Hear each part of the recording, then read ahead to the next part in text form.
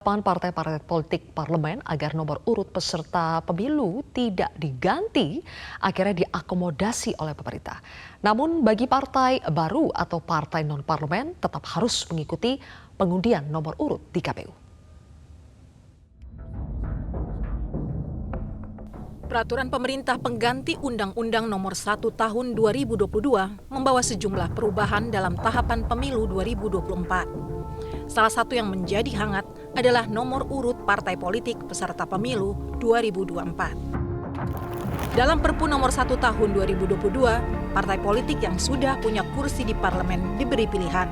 Apakah mereka mau memakai nomor urut peserta pemilu tahun 2019 atau mengganti nomor urut baru? Hal ini tertuang dalam Pasal 179 Ayat 3 Perpu Pemilu.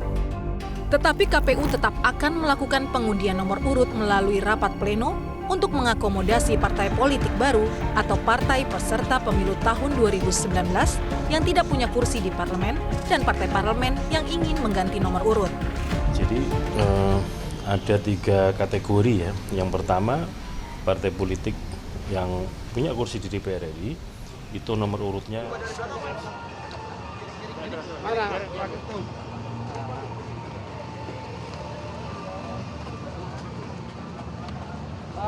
Pemirsa, kita saksikan di layar bahwa perwakilan dari Partai Nasdem, ada Wakil Ketua Umum Partai Nasdem dan juga Sekjen Partai Nasdem yang sudah tiba di gedung KPU untuk bersiap-siap menghadiri proses pengundian nomor urut. Meskipun informasi yang kami terima bahwa Partai Nasdem rencananya akan tetap mempertahankan nomor urut sesuai dengan pemilu 2019 lalu, yaitu nomor urut 5. Kita sudah melihat kedatangan dari Partai Nasdem di gedung KPU. Partai Nasdem menjadi salah satu partai politik yang lolos dalam verifikasi administrasi maupun verifikasi faktual dan ditetapkan sebagai salah satu peserta pemilu 2024.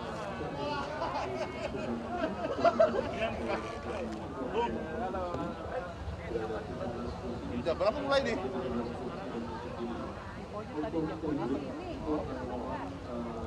Wakil Ketua Umum dari Partai Nasdem dan juga Sekjen Partai Nasdem tiba di gedung KPU Jakarta untuk bersiap-siap mengikuti proses pengundian nomor urut parpol peserta pemilu.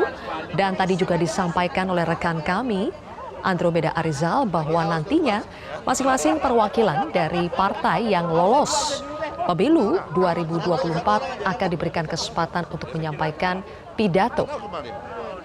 Hah? Oh, lo dulu. Ya. Selain Partai Nasdem, pemirsa, ada 16 partai politik lain yang juga dinyatakan lolos sebagai peserta pemilu 2024. Bersama dengan Nasdem, ada 8 partai parlemen dan kemudian ada, maksud kami, ada 9 totalnya partai parlemen dan juga 8 partai non-parlemen yang dinyatakan lolos sebagai peserta pemilu 2024.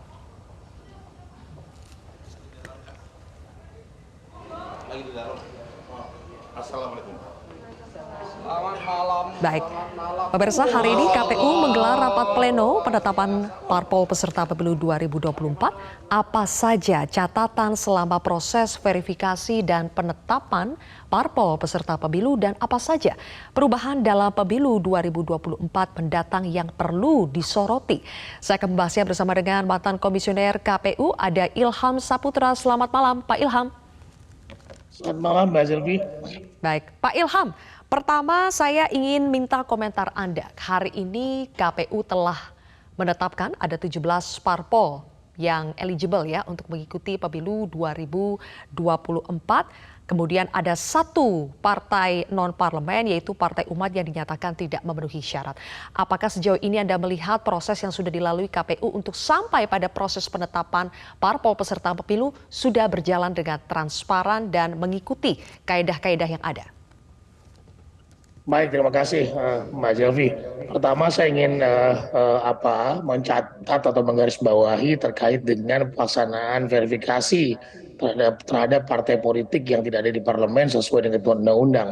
Nah, sekarang ini kan banyak atau ramai isu terhadap manipulasi data lah, atau kemudian ada perintah-perintah dari KPU RI ke KPU provinsi dan KPU kabupaten kota untuk kemudian meloloskan partai-partai tertentu, dan juga kemudian data-data yang sudah dikumpulkan oleh kabupaten kota dan provinsi itu juga dibatalkan. Nah, tentu ini adalah menjadi catatan gitu ya, menjadi catatan bagi kita semua dalam pelaksanaan demokrasi. KPU sebagai penyelenggara pemilu harus melakukan eh, kegiatan-kegiatan untuk kemudian menjalankan tahapan dengan transparan sesuai dengan ketentuan peraturan undang-undangan, sehingga sakwasangka dari masyarakat, sakwasangka dari pengamat politik terhadap kondisi ini dapat dijawab oleh KPU. Apakah betul ada kemudian dugaan manipulasi data seperti yang disampaikan oleh temuan-temuan dari beberapa media? Apakah Ya, betul juga kemudian ada perintah-perintah yang seharusnya tidak dilakukan dan melanggar peraturan perundang-undangan, eh, yang menjadi persoalan kemudian nanti juga, kalau kemudian ini tidak dijawab dengan detail, akan menjadi berkurangnya kepercayaan publik kepada penyelenggara pemilu, dan ini sangat berbahaya karena masih banyak tahapan-tahapan lain yang akan dijalankan oleh KPU. Demikian, Mbak. oke. Memang masih ada sejumlah isu ya, salah satunya terkait dengan manipulasi data. Tapi apakah Anda melihat sejauh ini bagaimana cara KPU di wilayah setempat maupun KPU pusat dalam mengatasi isu tersebut? Apakah sudah tepat? Ya, saya kira tentu harus dijawab dengan lebih detail lagi, dengan melakukan pembuktian-pembuktian, dengan kemudian data-data yang ada dibuka ya. Jadi sehingga kemudian sakwasangka itu bisa dijawab dengan baik. Nah, saya melihat saat ini KPU belum secara penuh transparan terhadap persoalan ini, dan jawaban-jawaban yang muncul oleh KPU sangat normatif gitu ya, bahwa kemudian KPU sudah melaksanakan tugas sesuai dengan ketentuan dan sebagainya. Padahal kalau kita lihat dari media dan temuan-temuan seperti Perludem pernah mengatakan juga di media bahwa ada indikasi perintah-perintah yang melanggar peraturan perundang-undangan, kemudian juga memasukkan data dan sebagainya. Tentu ini hal yang harus dibuktikan oleh KPU dan dijawab oleh KPU dengan bukti-bukti yang ada. Nah, kemudian juga secara hukum gitu ya, bagi partai yang tidak lolos itu bisa melakukan keberatan terhadap kanal-kanal yang sudah dibuka oleh peraturan perundang-undangan. Misalnya bisa melakukan gugatan ke PT UN, ya, bisa juga Oke. kemudian dengan bukti-bukti yang kuat.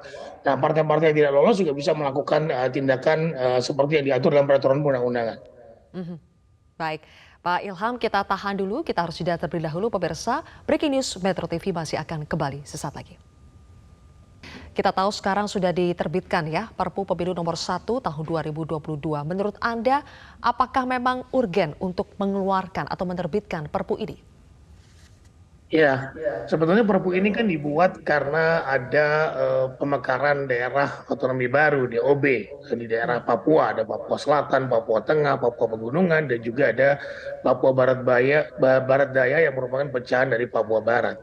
Nah, ini menjadi persoalan, memang diperlukan Perpu dikarenakan daerah pemilihan provinsi dan RI itu diatur dalam undang-undang, menjadi bagian tak terpisahkan dari undang-undang tersebut. Jadi ada lampiran yang merupakan bagian tak terpisahkan dari Undang-Undang 7 tahun 2017. Sehingga ketika provinsi itu tidak ada dalam Undang-Undang 7 2017, maka diperlukan revisi, atau alternatif lain adalah peraturan atau Perpu, peraturan presiden pengganti undang-undang.